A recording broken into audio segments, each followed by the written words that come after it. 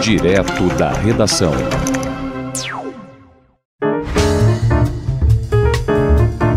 Mundioca, o podcast que fala sobre as raízes do que acontece no mundo.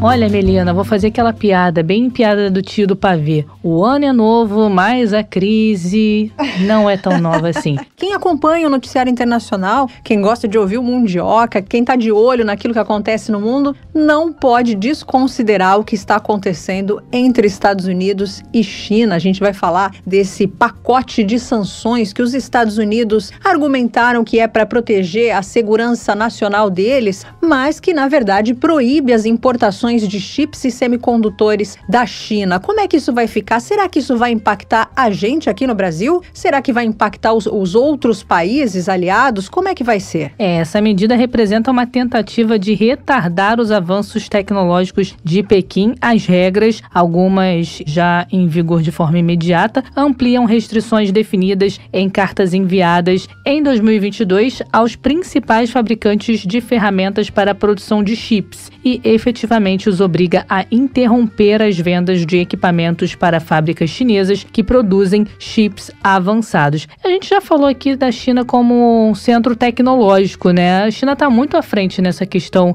de produção de chips. Sim, muito à frente. O nosso episódio até acho que era de indústria a centro tecnológico, né? Desse avanço que a China conseguiu em pouco tempo. A gente vai falar detalhadamente também nesse episódio, traduzir para quem não está acostumado com essa linguagem.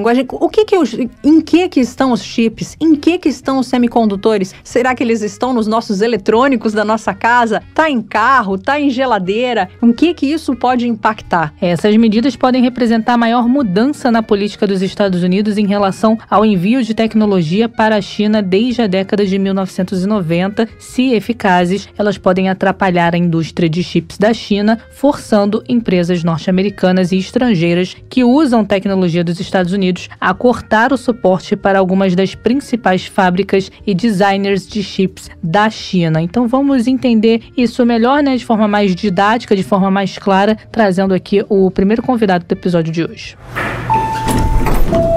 A gente conversa agora com o Marco Fernandes, ele que é mestre em História e doutor em Psicologia Social pela USP, também pesquisador do Instituto Tricontinental e co-editor do Notícias da China, o Dongsheng. Tudo bem? Tudo ótimo, Melina.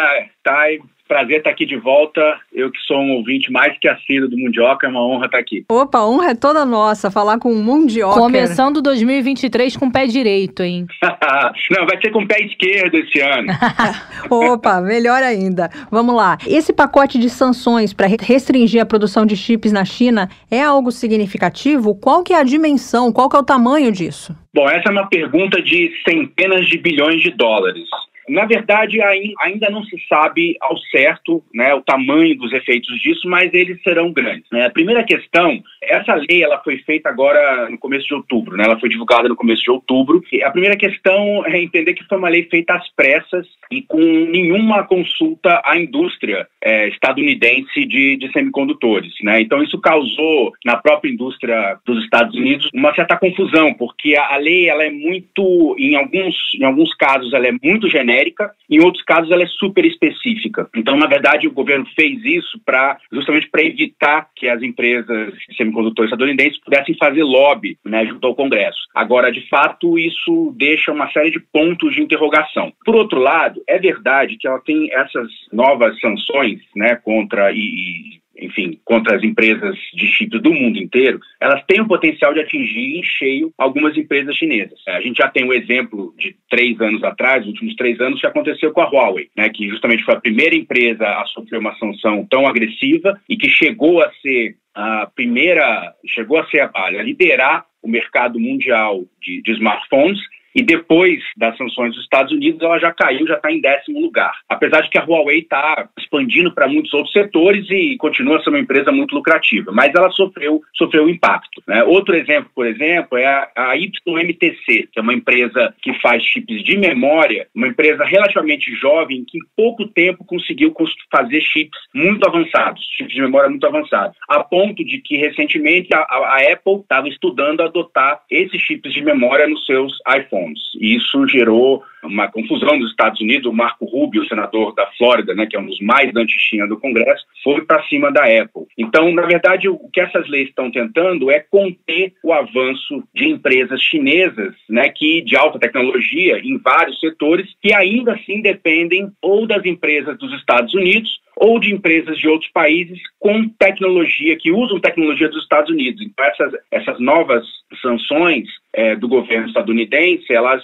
também têm essa questão, né? Mesmo que seja uma empresa de outro país, se ela usar tecnologia originalmente estadunidense, ela também vai estar sujeita às restrições. E a outra questão também é ver que essa lei, na verdade, ela é um complemento da lei de chips e ciência que o Biden promulgou alguns meses atrás e que, na verdade, é até a mais, digamos, a mais coerente desse novo pacote, porque essa lei, na verdade, prevê uma série de subsídios para empresas estadunidenses e estrangeiras para produzirem chips nos Estados Unidos, né? Tem aí uma estimativa de cerca de 200 bilhões de dólares que o governo vai gastar em subsídios. A própria TSMC de Taiwan já está construindo uma fábrica de chips no Arizona. O problema é que produzir chips nos Estados Unidos é de 3 a 4 vezes mais caro do que fazer, por exemplo, na China. Então, isso é uma contradição, né, que as empresas vão ter que lidar. E, por último, essa lei também traz uma grande dor de cabeça para as próprias empresas estadunidenses. Porque as grandes empresas dos Estados Unidos, cerca de 30% a 40% do faturamento delas, global, vem da China, né? Então, uma sanção que as proíbam de vender para a China pode causar grandes prejuízos, né? E a longo prazo, quanto menos faturamento uma empresa tem, menos ela vai poder investir em pesquisa e desenvolvimento. Então, ela vai estar sujeita também a ser ultrapassada por concorrentes chinesas ou de outros países, né? A Nvidia, por exemplo, já anunciou que vai dar um jeito de vender chips para a China, que não são os mais avançados, mas ainda são muito bons, né? E já anunciou isso publicamente. O seu CEO já anunciou que vai fazer esse acordo com a China. Então, vai ter uma série de pressões que os Estados Unidos vão ter que fazer em vários outros países e em várias empresas, que também tornam o cumprimento dessa lei, dessas sanções, um desafio para os Estados Unidos nos próximos anos. Outros países também foram prejudicados com isso? Podem ser porque, por exemplo, o caso da Holanda, né? A Holanda tem uma empresa chamada ASML, que faz chamadas máquinas de litografia, chamada de Deep Ultraviolet, né? Ultravioleta profundo. Essa empresa, ela tem um monopólio mundial, né? Ninguém faz essas máquinas de litografia com a qualidade que eles fazem. Uma máquina dessa custa 200 milhões de dólares. Né? Então, por exemplo, nesse momento, há uma negociação, enfim, uma briga, até um conflito entre o governo dos Estados Unidos e o governo da Holanda. Né? Recentemente, por exemplo, a ministra do Comércio, a Liesje Schreimacher, a ministra do Comércio Exterior da Holanda, ela disse, olha, nós também temos preocupações com a segurança e com a China como os Estados Unidos, mas nós temos nossos interesses comerciais também. Né? Então, nesse momento, por exemplo, não está ainda certo se a Holanda vai ou não se submeter a essas sanções. O fato é que a própria empresa a ASML também já declarou que poderá vender para a China uma máquina que não é a mais avançada, né, que permite produzir os chips de 5 e 3 nanômetros, mas ela pode vender uma máquina que não entraria também na lista de sanções dos Estados Unidos. Então, a Holanda é um caso, a Coreia do Sul é outro caso. A Samsung, né, é a segunda maior produtora de chips do mundo, a Samsung, né, da Coreia do Sul. Eles recentemente conseguiram fazer uma negociação com o governo dos Estados Unidos e ganharam ali um ano de lambuja para poder vender alguns desses chips mais avançados para a China. Né? O Japão é outro país também que vai perder, porque o Japão também produz máquinas, sobretudo, né, que entram na produção dos chips. E, inclusive, recentemente, o editor-chefe da Nikkei Ásia, né, que é o principal jornal de negócios da Ásia, que, aliás, é dono do Financial Times, o editor, o Okumara, ele reportou uma reunião que ele teve da chamada Comissão Trilateral, que reúne a elite corporativa e diplomática do Japão. E nessa reunião, que aconteceu faz um mês mais ou menos, muitos das lideranças que estavam presentes declararam que já estão cansados dessa obsessão dos Estados Unidos em se desligar, né, da China, o tal do decoupling. Porque eles dizem que isso está sendo feito de maneira errática, sem planejamento, a gente não sabe o que pode acontecer nos próximos meses, e as empresas japonesas já começam a sentir os prejuízos também dessa forma de atuar dos Estados Unidos, né? Então, só aí você tem 3 países, né, Holanda, Coreia do Sul e Japão, que são aliados dos Estados Unidos, mas que estão em situação que não é simples, né, para suas empresas e para os próprios países. Então, mais uma vez, isso vai demandar um esforço de negociação e muitas vezes de chantagem, que a gente sabe que é assim que os Estados Unidos funcionam, né, em relação a muitas empresas e países, tornando essa lei, então, que não vai ser uma lei simples de ser seguida. Agora, a gente está falando de chips, de semicondutores, às vezes para a pessoa que não é do ramo, que não entende muito, não sabe o que é, mas eles estão na nossa casa, né? Eles estão presentes em quais equipamentos? Bom, eles estão presentes em basicamente tudo que é eletrônico, né? Dos celulares, à TV, aos computadores, relógios, smartwatches.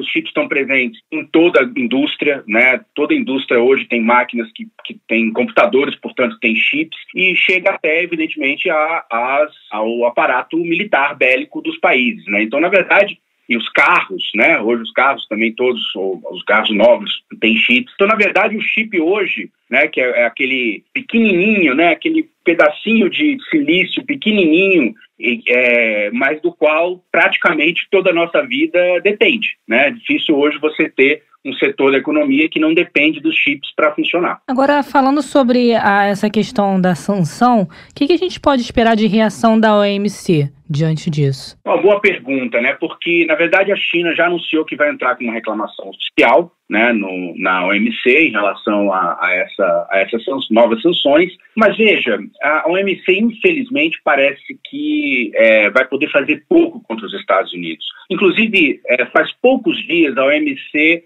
anunciou o resultado de um julgamento, também de uma ação que a China entrou já faz mais ou menos 2 a 3 anos, o Trump ainda era presidente dos Estados Unidos, que foi uma ação em relação a tarifas, né, de importação de aço que o Trump anunciou para proteger a indústria do aço estadunidense, né? E isso a OMC levou 3 anos quase para julgou que as tarifas são ilegais, né, anunciou isso. E qual foi a reação dos Estados Unidos? Eles disseram, a gente não se importa, né? Inclusive a secretária de Comércio Exterior, a Catherine Tai, né, deu uma entrevista e ela disse, olha, nós somos um país democrático, nós fazemos as nossas regras e não estaremos submetidos a burocratas de Genebra que não foram eleitos por ninguém. Quer dizer, os Estados Unidos com isso estão deixando muito claro, né? Não existe nenhum tribunal, nenhuma instância global que vá ter algum tipo de jurisdição nos Estados Unidos. Ou seja, os Estados Unidos dizem, a lei somos nós e ponto final. A gente vai cumprir o que a gente quiser e a gente vai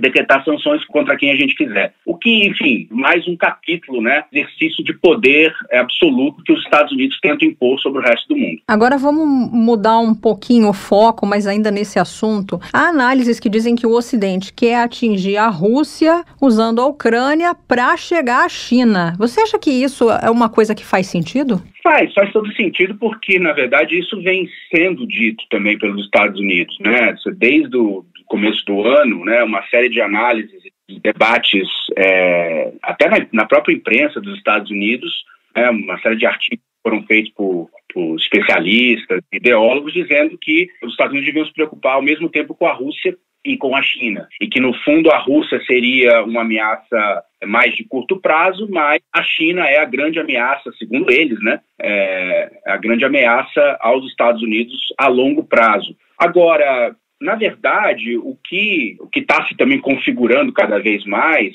é que não necessariamente os Estados Unidos vão usar a Ucrânia para chegar à China, mas os Estados Unidos já têm uma Ucrânia chinesa que seria Taiwan.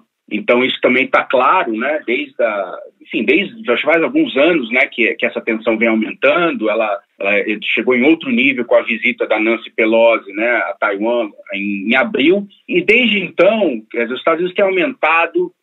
A cada 4, 5 semanas sai um novo pacote de vendas de armas para Taiwan e, sobretudo, agora tem algo que é muito preocupante, que é uma lei que está sendo discutida no Congresso dos Estados Unidos, chamada Lei da Política sobre Taiwan, que basicamente está propondo que Taiwan hoje tem um escritório de representação comercial em Washington, né? eles estão propondo elevar o status desse escritório a um escritório de representação de Taiwan. Ou seja, na prática, Taiwan se colocaria para os Estados Unidos num status próximo a de um país e não de uma região da China, como a China defende. Mas já se coloca, né, Marco? Sim, aí que está. Na verdade, essa é a grande tensão. Quer dizer, quando a Nancy Pelosi vai fazer uma visita à líder de Taiwan, de fato os Estados Unidos estão dizendo, olha, nós estamos aqui, né, tratando Taiwan quase como um país. Então mas essa lei, se essa lei for aprovada, aí nós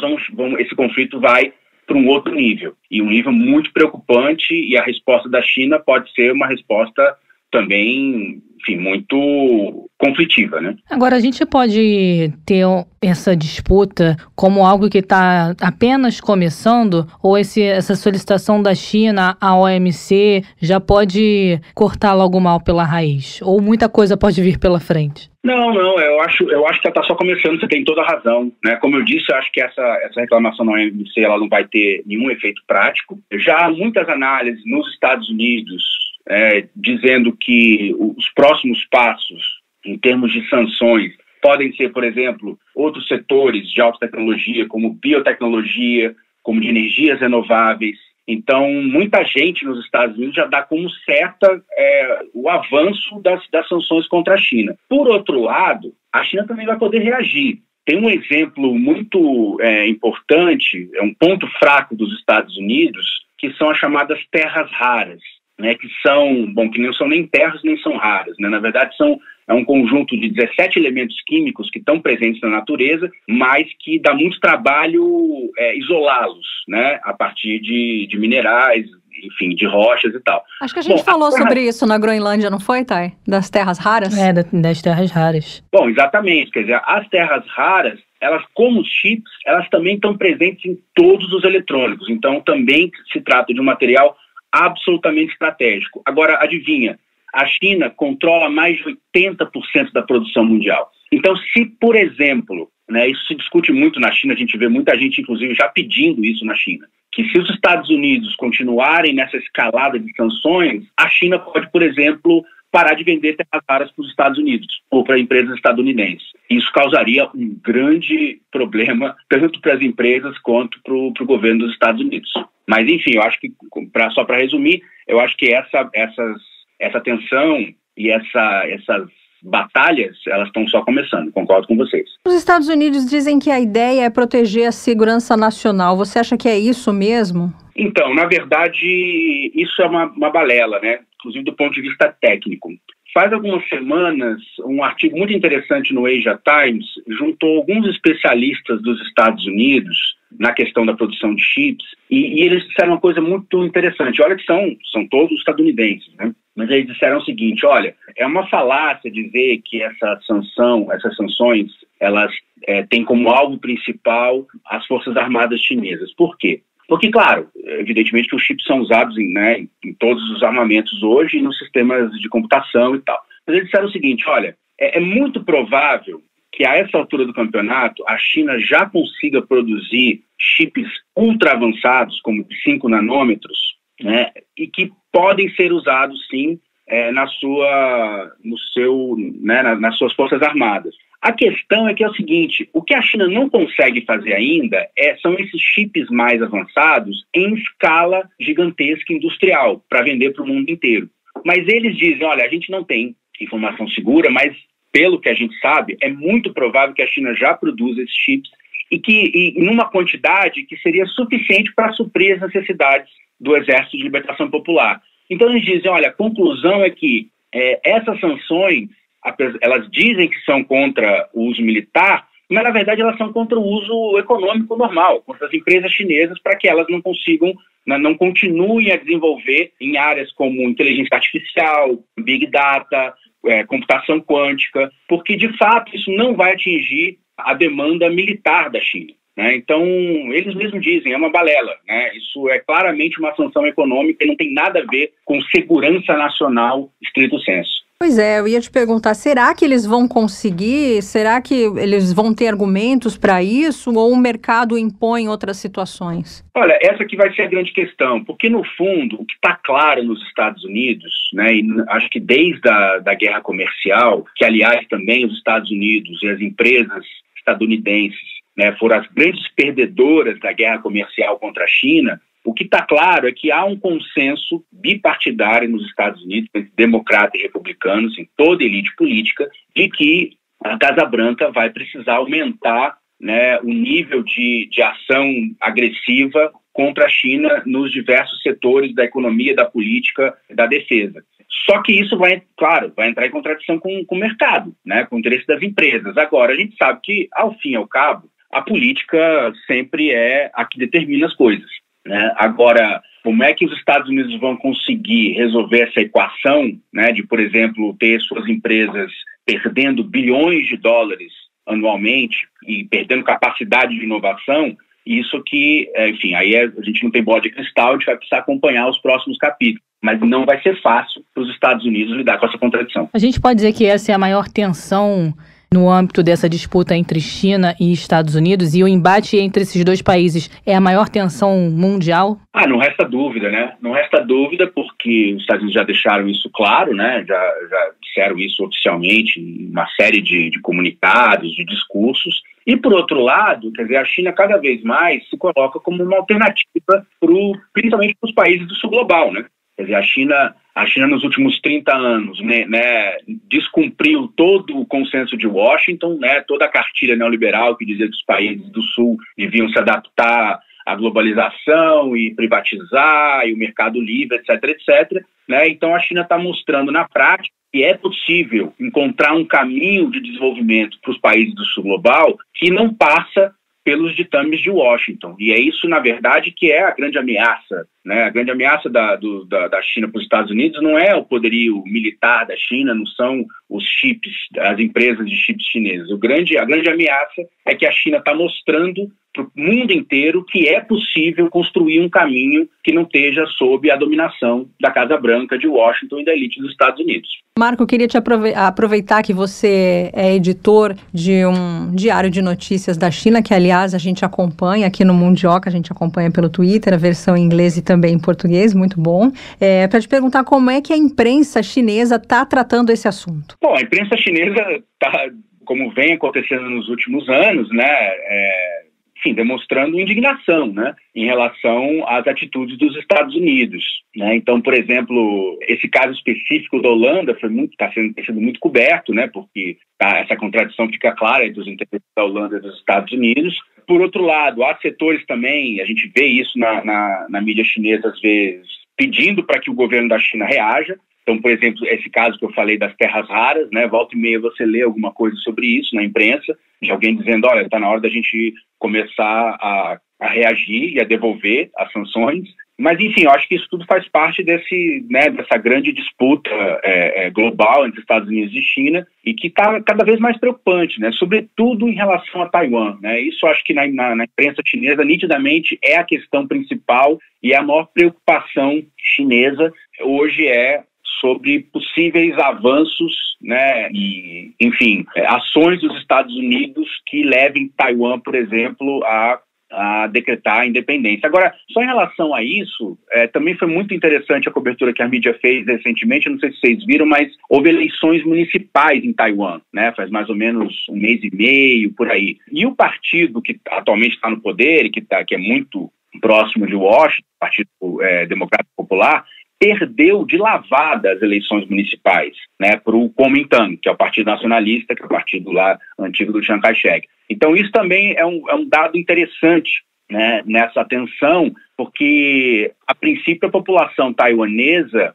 apesar de que a grande maioria não é favorável à reunificação com a China, isso é verdade, mas também não querem que essa tensão se escale ao ponto de que, enfim, haja, por exemplo, um conflito militar e que quem vai sofrer com isso vai ser Taiwan. Né? Do mesmo jeito que quem está morrendo são os ucranianos, né, a mando dos Estados Unidos, se há um conflito na ilha de Taiwan, quem vai sofrer é o povo taiwanês, não é o povo dos Estados Unidos. Então, acho que isso também mostrou ali, tanto para a liderança de Taiwan quanto para a Casa Branca, que talvez as suas ações nos últimos 2 anos, no último ano, estejam começando a passar um pouco dos limites sob o ponto de vista do povo de Taiwan.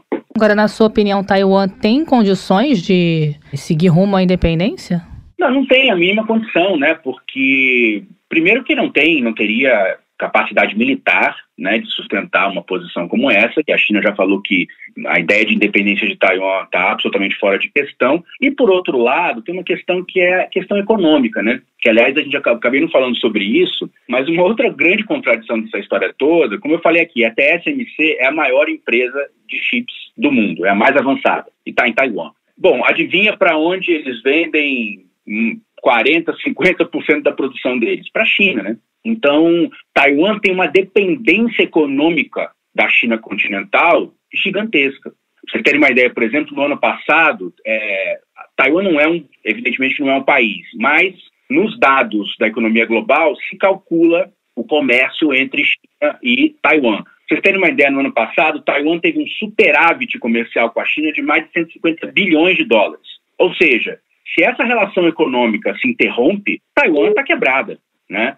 Então, do ponto de vista militar e econômico, Taiwan não tem viabilidade de sobreviver sem essa relação com a China, né? E tem muita gente na elite de Taiwan que concorda com isso, que não vê nenhuma necessidade de que Taiwan se declare independente, né? Porque isso é inviável e porque isso poderia minar completamente a economia do país. Agora, para 2023, essa disputa entre Taiwan e China deve ficar mais acirrada ou o senhor acredita que há possibilidade de os ânimos se esfriarem? Isso é difícil prever, né? A gente não tem bola de cristal. Agora, de fato, isso que eu te falei, tem algumas questões muito delicadas. Primeiro, essa nova lei que está sendo debatida no Congresso de transformar o status de Taiwan, da sua representação em imposto. E de, inclusive, também está sendo discutido convidar Taiwan para ser o que eles chamam de parceiro especial da OTAN. Isso seria um desastre total. Você imagina Taiwan não seria membro completo, né, membro integral, mas seria o que eles chamam de parceiro especial. Então, essa lei do Congresso, o convite para a OTAN e até a própria promessa de campanha do McCarthy, que é o deputado republicano que pode ser o próximo presidente da Câmara dos Estados Unidos, né, porque os republicanos retomaram o controle e vai haver agora eleição, né, para eleger o presidente. Ele é um dos favoritos. Ele declarou, a promessa de campanha dele foi de fazer uma visita com uma delegação grande de deputados do Congresso dos Estados Unidos a Taiwan. Então, assim, os Estados Unidos vem dando uma série de sinais de que podem escalar as provocações em 2023. E isso, sem dúvida nenhuma, que vai ter resposta da China, né? Então, é preocupante. É preocupante para o mundo, porque mais um conflito, ainda mais um conflito entre Estados Unidos e China, que chegue às vias de fato militar, isso vai ser uma tragédia para a humanidade. Agora, acontecendo essa situação desse convite fazer parte, né, da OTAN, poderíamos ter algo semelhante ao que aconteceu entre Rússia e Ucrânia envolvendo China e Taiwan? Essa é justamente a preocupação. No caso da Ucrânia era um pouco mais grave, porque a Ucrânia e a OTAN estavam discutindo a aceitação da Ucrânia como membro efetivo da OTAN, né? Taiwan seria, digamos, um status abaixo, mas mesmo assim é evidente que isso vai aparecer como uma provocação dos Estados Unidos e da OTAN à China, né? E isso não pode terminar bem. Quais que são as consequências a curto e médio prazo dessas sanções da Casa Branca? Olha, a curto prazo, se elas forem bem-sucedidas, porque, enfim, como a gente já estava falando, tem uma série de negociações que estão sendo feitas, inclusive com outros países, né? Não só os Estados Unidos, mas estão tentando também trazer a Holanda e o Japão para essas sanções. A curto prazo pode sim criar prejuízos, deve criar prejuízos para empresas chinesas em setores de alta tecnologia, como inteligência artificial, computação quântica, toda essa indústria dos carros autônomos que está sendo criada na China agora, né, carros sem motorista, que precisam também de chips de alta tecnologia. Tudo isso pode, de fato, criar, então, prejuízo. Como aconteceu com a Huawei, né? A Huawei chegou a ser a primeira empresa mundial em telefones celulares, smartphones, e hoje caiu para a 10ª posição desde que sofreu as sanções dos Estados Unidos. Mas, por outro lado, Melina, a médio e longo prazo, isso aí é mais ou menos um consenso entre vários analistas, essas sanções tendem a fortalecer as iniciativas chinesas de produção doméstica desses chips e desses equipamentos. Alguns deles, quer dizer, o governo já vem, nos últimos anos, colocando muito dinheiro, investindo muito dinheiro nisso. Acabou de anunciar, faz 2 semanas, um pacote de mais de 1 trilhão de yuans, né, que dá mais de 800 bilhões de reais em subsídios nos próximos 5 anos para as empresas domésticas de chips. E é claro que isso vai ser seguido por uma série de investimentos também da iniciativa privada.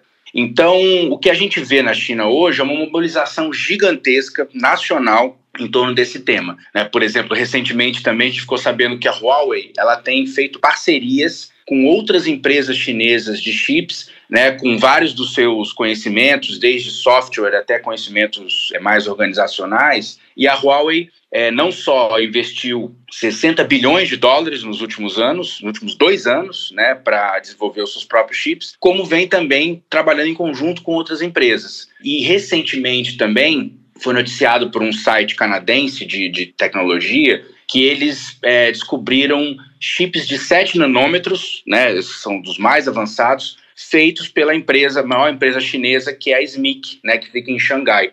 Então, você vai vendo aqui e ali uma série de sinais de que, a médio e longo prazo, a indústria chinesa deve recuperar, digamos, esse atraso em relação aos Estados Unidos. E, para finalizar, tem muitos amigos chineses meus da área de tecnologia que dizem que, na verdade, essas sanções foram uma bênção, né, para a China, porque deixou claro que a China não pode mais depender dos chips dos Estados Unidos, que era uma posição que muita gente já defendia há 10 anos atrás, e agora, com as sanções, de fato, as empresas chinesas e o governo chinês vão ter que recuperar, fazer o catching up, né, e poder, a médio e longo prazo, se autossustentar em relação à produção de chips nacionais. Tá certo, quero te agradecer muito. A gente conversou com Marco Fernandes, mestre em História, doutor em Psicologia Social pela USP, ele que também é pesquisador do Instituto Intercontinental e coeditor do Dongsheng, Notícias da China, que a gente acompanha aqui pelo Mundioca. Muito obrigada, viu, Marco? Espero que a gente possa ainda ter muito assunto para conversar em 2023.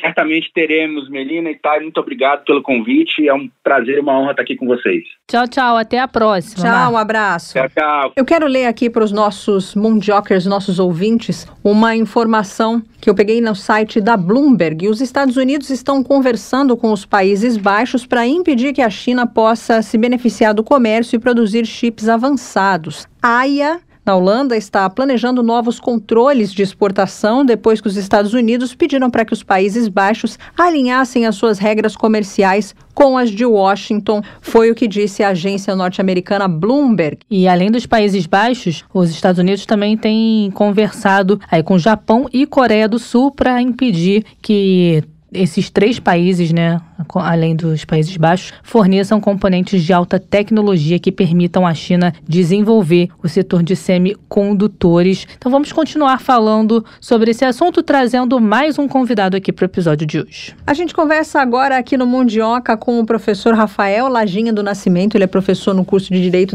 do Unifeso e do MBA em Estudos Estratégicos e Relações Internacionais da UF, e também mestre em Estudos Estratégicos da Defesa e da Segurança, também pela UF. Tudo bem, professor? Seja muito bem-vindo aqui ao Mundioca. Agradeço o convite, tá? Então vai ser um bom bate-papo, creio que vai ser bem produtivo, e o tema é de suma importância. Com certeza, vai ser ótimo. Eu começo te perguntando quem é que se incomoda mais com o outro, professor?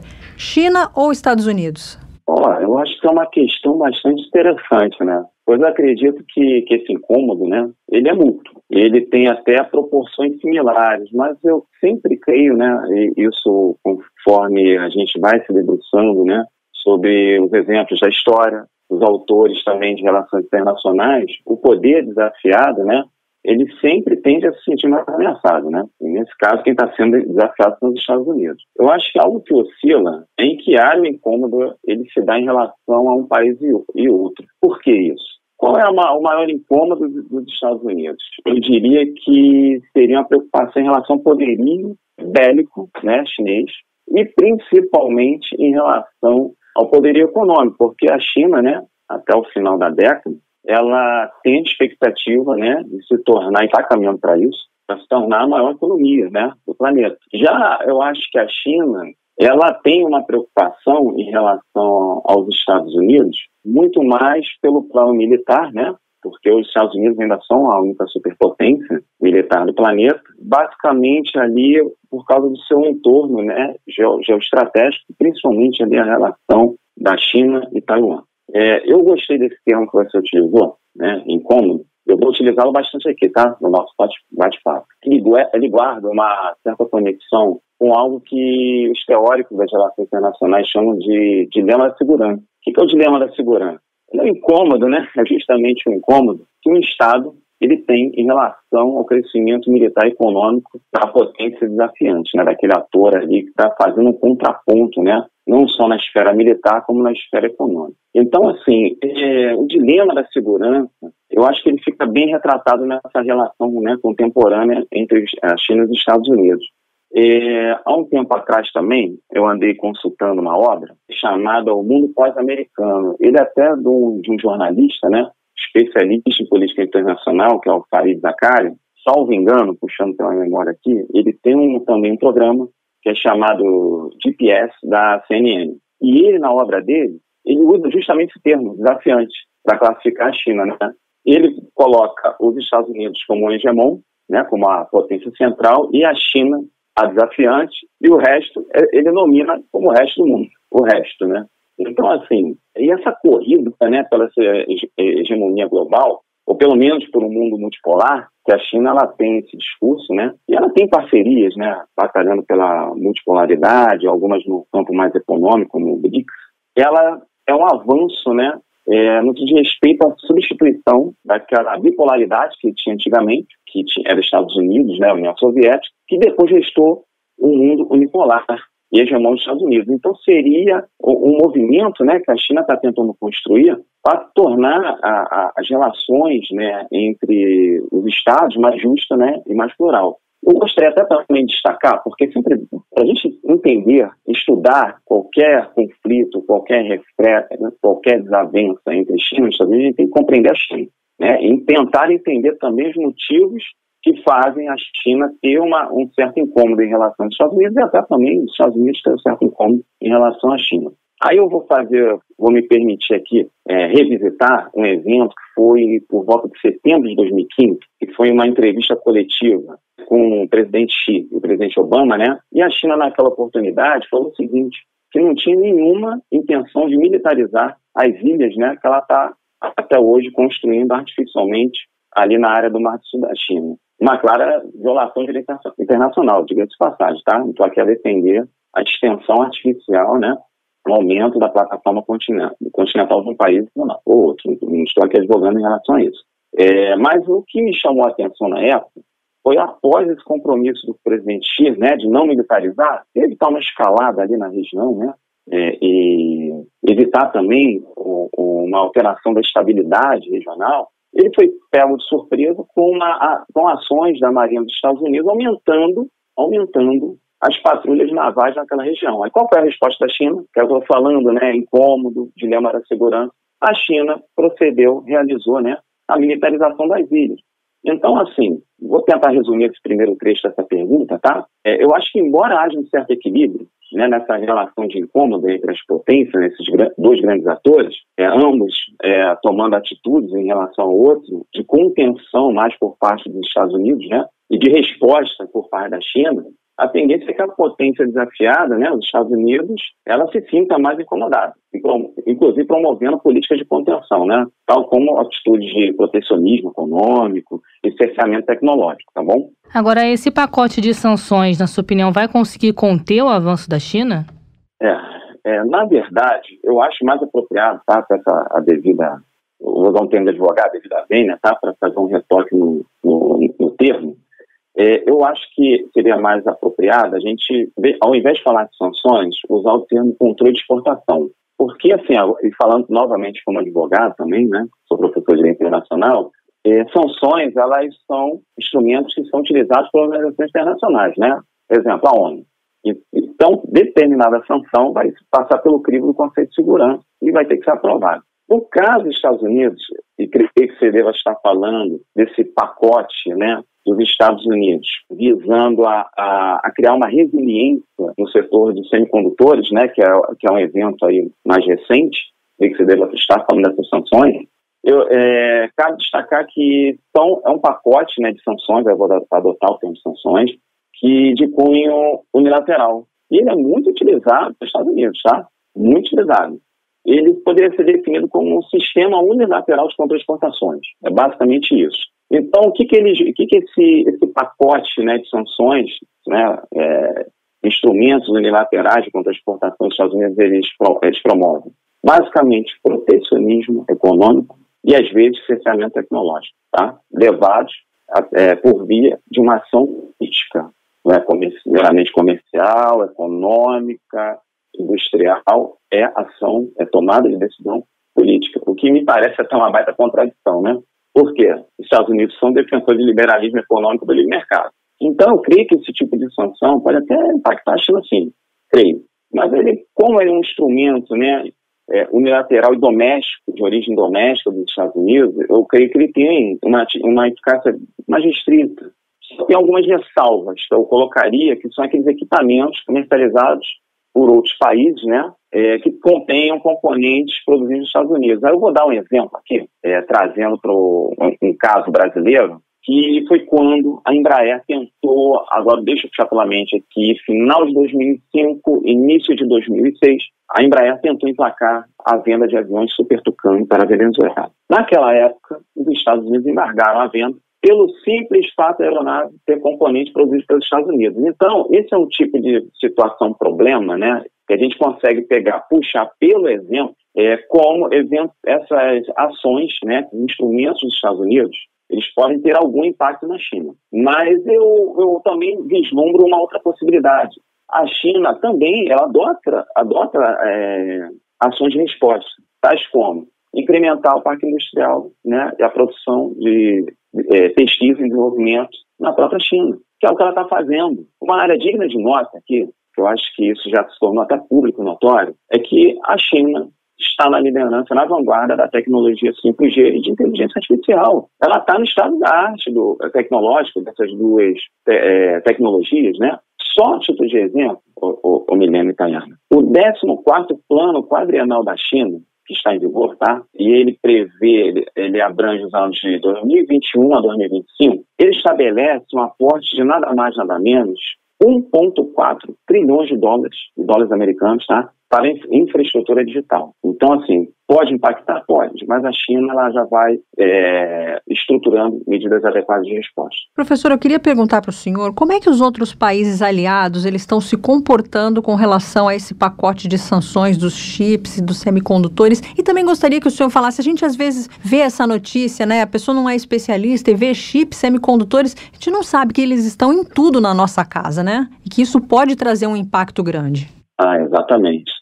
Em relação a esse questionamento que você fez, né, dos países, eu vou usar uma expressão aqui bem brasileira, né? A gente vai ter que aguardar a cena dos próximos capítulos, mas já tem como a gente fazer algum tipo de leitura, né, da situação que está sendo desenvolvida, óbvio. A gente consegue fazer uma leitura prévia, mas entregar spoilers aqui é meio complicado. Mas vamos lá. Os países tradicionalmente alinhados aos Estados Unidos, eles vão ter uma tendência natural a apoiá-los. Aí tem duas empresas que também são destaques no setor, e não só americanas, né? Que no caso é a Samsung, que é uma empresa sul-coreana, e tem uma outra empresa que é a ASML, que ela é da Holanda. São duas empresas gigantes também no setor, e eu acho que no primeiro momento elas não vão querer sofrer represálias comerciais, né? Ou tampouco cerceamento tecnológico por parte dos Estados Unidos. A pergunta que a gente vai ter que refazer daqui a um tempo é se esse tipo de alinhamento dos Estados Unidos vai suportar eventual diminuição, né, falta de acesso ao mercado consumidor de 400 milhões de chineses na classe média. É um mercado que o governo chinês já quer ampliar para 800 milhões até 2035, né? Então a gente fala, não, a princípio eles vão se alinhar aos Estados Unidos. Por quê? Porque essas empresas que eu acabei de mencionar, elas têm componentes que são fabricados nos Estados Unidos. É questão de patente. Então, é um movimento que vai ter que ser acompanhado muito de perto.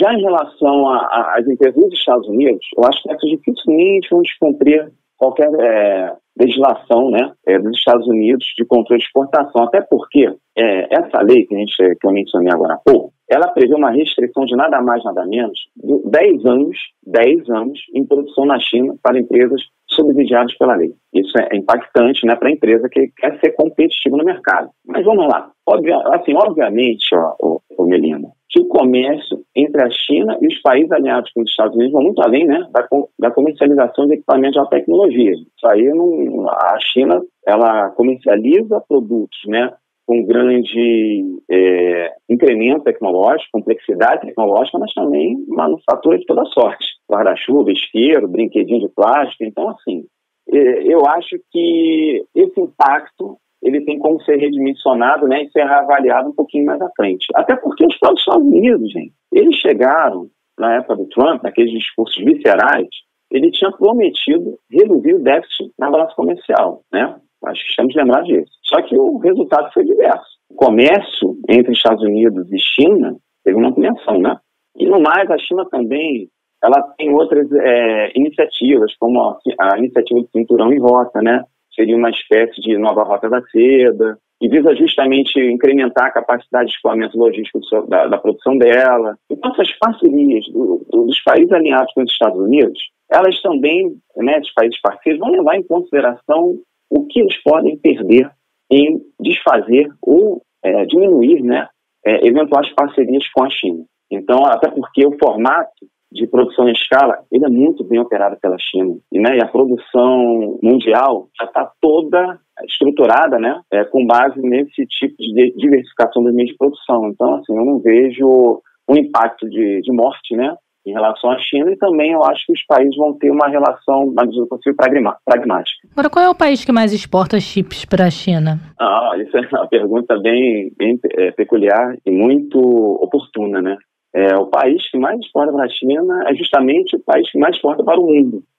Cerca de 90% dos chips semicondutores são produzidos por Taiwan. Só que eu estou fazendo uma leitura aqui, né, com base nos dados até de um documento recente da OCDE, de que eu estou levando em consideração só os chips mais avançados, tá? Os chips semicondutores mais avançados, que ficam ali entre 7 e 3 nanômetros. No geral... Mas Taiwan conversa com os Estados Unidos? Sim, e inclusive eu ia chegar num ponto em que Taiwan, da oferta global, é 24%. Mas tem chips ali que ficam com 14 nanômetros, né, 8.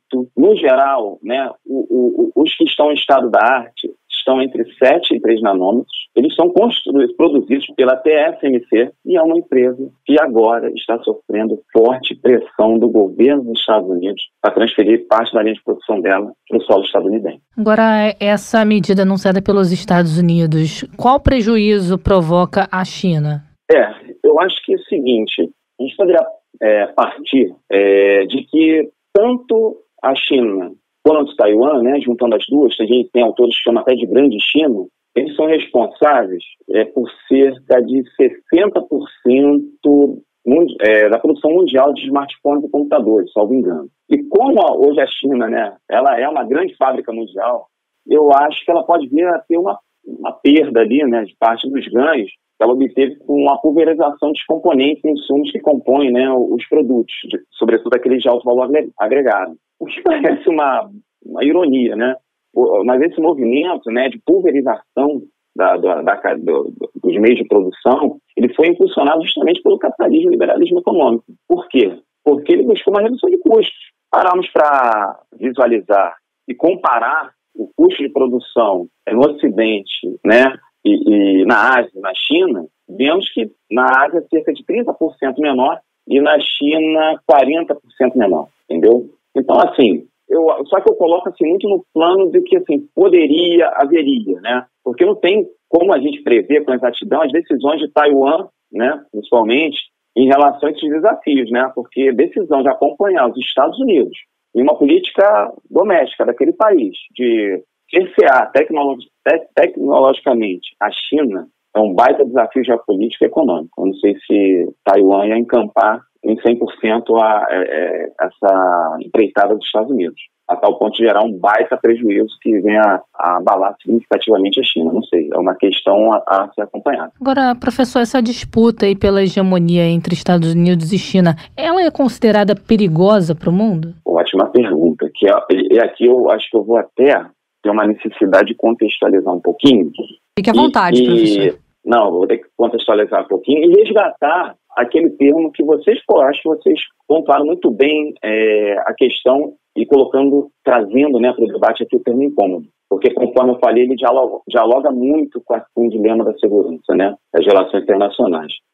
Quando nós falamos, né, desse incômodo entre as potências, né, também falamos do risco para a cadeia produtiva global. Eu acho que isso pode sim ser perigoso para o mundo, tanto pelo prisma econômico, que vai trazer um aumento dos custos de produção, né, um encarecimento de materiais, sobretudo de alta complexidade tecnológica, né, por países que não têm condições de incrementar o parque industrial, né, produtivo, para chegar e produzir essa tecnologia que vai começar a ser cerceada pelos Estados Unidos, e vai sair mais cara dos Estados Unidos, né, essa tecnologia, os produtos que vão utilizá-lo. Mas, contudo, todavia, entretanto, eu acho que qualquer estudo entre a relação, né, sobre a relação entre Estados Unidos e China, eu acho que merece uma análise um pouquinho mais aprofundada. Aí eu também vou pedir para resgatar aqui uma leitura que eu fiz do professor Graham Ellison, que é um professor da Universidade de Harvard, e olha que interessante, ele é ex-conselheiro do Departamento de Defesa nos governos Reagan, Clinton e Obama, ou seja,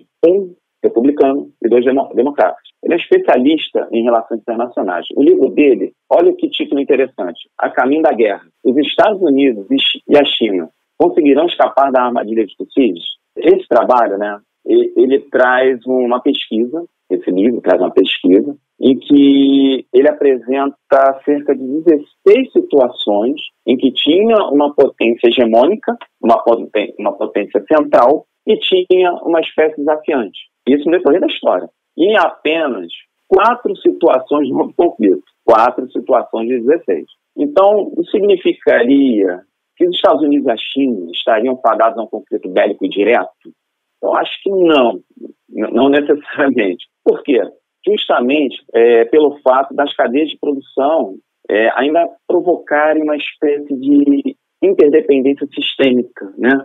O fenômeno da globalização. Mas a hipótese não pode ser descartada não, tá? Não pode ser descartada. Mas é uma situação perigosa do ponto de vista econômico e também do ponto de vista bélico. Mas eu acho que até as sanções, elas não contribuem tanto para esse perigo no que diz respeito ao plano bélico. Eu acho que a questão de Taiwan é muito mais cara à China, né? Ela é uma situação muito mais cara à China. E olha que a China tem outros problemas de fronteira com a Índia, né? Que também são significativos, mas a questão de Taiwan, eu acho que ela é capital para a estabilidade mundial. Aproveitando que a gente está conversando com um especialista em China, então o senhor tocou nesse assunto, a presença dos indianos ali na fronteira nunca foi maior, né? Essa foi a última notícia das últimas semanas de dezembro. Eu queria que o senhor comentasse se isso aí pode se acirrar a ponto de ter uma tensão maior entre os dois países. A relação entre China e Índia, ela é bem peculiar. Ela sempre teve aquela região de disputa, né? Principalmente ali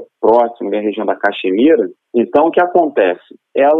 Só que ela nunca se traduziu em um conflito mais aberto. Teve até um caso que parece até um pouco cômico, tá? Mas não deveria ser tratado dessa forma, em que tropas chinesas, né, na região, a China tem disputas com China, com a Índia e com o Paquistão. Quando tem esse tipo de conflito naquela região, para não ter a escalada, já chegaram ao ponto de se agredirem com paus e pedras. Então, a relação entre China e Índia é uma relação conturbada, sim, histórica, diga-se de passagem, só que eu acho que não contém os contornos, não trágicos, mas sistêmicos, né, do que a relação China e Estados Unidos. Eu queria até, se vocês me permitissem um pequeno adendo, tá? Ele vai fugir um pouquinho da nossa conversa de hoje, né, que está centralizada na relação entre Estados Unidos e China, a questão do controle de exportação, ou sanções, né, no plano da tecnologia, e é o caso brasileiro, que é quase uma nota triste, né, que, assim, me salta aos olhos. Eu queria fazer esse registro aqui, né, que é uma crítica de um pesquisador, de um brasileiro, acima de tudo, de que aqui no Brasil, o governo atual, ele desmantelou a CEITEC, que era uma empresa pública brasileira responsável por pesquisar e fabricar semicondutores aqui no Brasil. E por que falta aos olhos? É que o governo, né, que está de saída, mas ainda é o governo brasileiro, ele está permeado por militares, né? E eles terem consentido com o fechamento de um ativo tão estratégico e vital para a defesa do nosso país, parece que trafega na contramão do mundo civilizado e moderno, né? Então é um registro, né, que de repente ajuda a gente a fazer uma leitura da importância da tecnologia, dos semicondutores, falando de China, Estados Unidos, Taiwan, e também saber que aqui o Brasil tinha já como insetar, né, as pesquisas e tentar dar um certo tipo de autonomia ao país, né, de resiliência nessa área produtiva. Isso foi jogado fora pelo atual governo, tá? Só para fim de registro aí do programa, do nosso podcast. Tá certo, te agradeço muitíssimo, professor Rafael Lajinha do Nascimento, professor no curso de Direito da Unifeso e do MBA em Estudos Estratégicos e Relações Internacionais da UF, e também mestre em Estudos Estratégicos da Defesa e da Segurança pela UF. Muito obrigada por esse papo, a gente aprendeu muita coisa que não sabia aqui com o senhor. Espero que a gente possa voltar a falar sobre a China em outros episódios. Estarei à disposição e mais uma vez eu agradeço a oportunidade, né? Um bate-papo ele sempre produtivo, né? E agregador. Fico à inteira disposição, uma ótima semana aí para todos aí do Mundioca e para os ouvintes também. Tchau, professor, até a próxima. Um abraço, tchau, tchau. Abraço. Pois é, Thay, vamos aguardar as cenas dos próximos capítulos, né? Dessa tensão, essa tensão entre China, Taiwan, os Estados Unidos se metem nessa questão. Vamos saber como é que estão as conversações aí, Estados Unidos, Holanda, Japão, Coreia do Sul, como você mesmo mencionou, né? Como é que o Brasil fica nessa questão e qual o resultado dessa reclamação da China à Organização Mundial do Comércio? Será que vai dar em alguma coisa isso? Vamos aguardar para ver o que vai dar. Agora vamos partir então em direção ao mundo bizarro, porque esse não sofre sanção não. Mundo bizarro. Tá, e você se incomoda com barulhos pequenos, tipo uma goteira, uma coisinha ali? Se tiver na hora de dormir, aquele silêncio total me incomoda sim. Ah, eu sou dessas também. Eu me incomodo, começou a chover, bateu no ar-condicionado. Me irrita, me estressa. Irrita. Alguém gritou na rua, também atrapalha meu sono. Passou o lixeiro. Por que eu tô dizendo isso? Porque eu me identifiquei com essa notícia aqui do Mundo Bizarro. Vou contar agora para você. Meu Deus. Incomodada com o barulho emitido pelo aparelho de oxigênio, uma mulher de 72 anos desligou a máquina de um paciente que estava no leito ao lado dela num hospital alemão. Ai, ai, ai, hein? Perigoso isso, hein? Mesmo depois de ser alertada pela equipe médica sobre a importância do aparelho para a sobrevivência do homem, a idosa desligou pela segunda vez. Gente, podia matar. Podia matar. Olha só que perigo. Os médicos precisaram realizar manobras de ressuscitação no paciente que tinha 79 anos. Então ela quase matou. Ela quase matou. Mas você vê que o barulho, ele leva à loucura mesmo, né? Não tô defendendo... mas podia pedir, sei lá, trocar de leito, ficar em outro lugar. Botar um negócio de silicone no ouvido. Um protetor de ouvido, Eu tava lendo outro dia que tem alguns que eles isolam até 100 decibéis, né? 100 decibéis, que é como se fosse um avião levantando o voo. É uma alternativa também. Tô pensando em comprar um desses pra mim. Segundo a mídia local, a vítima sobreviveu, mas teve que passar um tempo na unidade de terapia intensiva UTI. Após desligar o aparelho, a idosa acabou presa, acusada de tentativa de homicídio culposo. Ai, gente. Ai, ai. Coitada também, né? Ai, não sei o que pensar, não. Eu acho que o mais prudente seria ela ter falado, tá me incomodando demais. Existe a possibilidade de me trocar de lugar, um protetor de ouvido ou me trocar de lugar, porque tá insustentável pra mim. Não chegar lá, desligar, aí falarem, olha, não desliga, a pessoa depende desse aparelho pra sobreviver. E lá desligar pela segunda vez, aí fazer uma vez dá para relevar. Agora, foi alertado e fazer de novo... Nós nos solidarizamos com a vítima, mas eu também me solidarizo com essa senhora, porque o barulho, ele é capaz de levar uma pessoa à loucura e o sono de uma pessoa é uma coisa sagrada. Concordo. Mas fica a dica, então, se acontecer alguma coisa, não me internem ao lado da Melina, pelo amor de Deus. E esse foi o Mundo Bizarro de hoje. Ainda bem que não vão sancionar nunca o nosso Mundo Bizarro, né? Não, esse não é sancionado, não. Esse a gente tem um carinho pelo Mundo Bizarro aqui no Mundioca, os nossos ouvintes também. Aliás, quer se manter à frente, já saber antes qual vai ser o assunto do Mundo Bizarro? Às vezes tem spoiler lá no nosso Twitter. É só dar uma passadinha por lá, @Mundioca com K. Se você não tá seguindo a gente, pode seguir também para poder receber sempre a notificação no seu celular. Bom, é isso, Melina. Próximo episódio a gente volta com mais assuntos de relevância internacional. Beijo. Beijinho, tchau, tchau. Mundioca, o podcast que fala sobre as raízes do que acontece no mundo.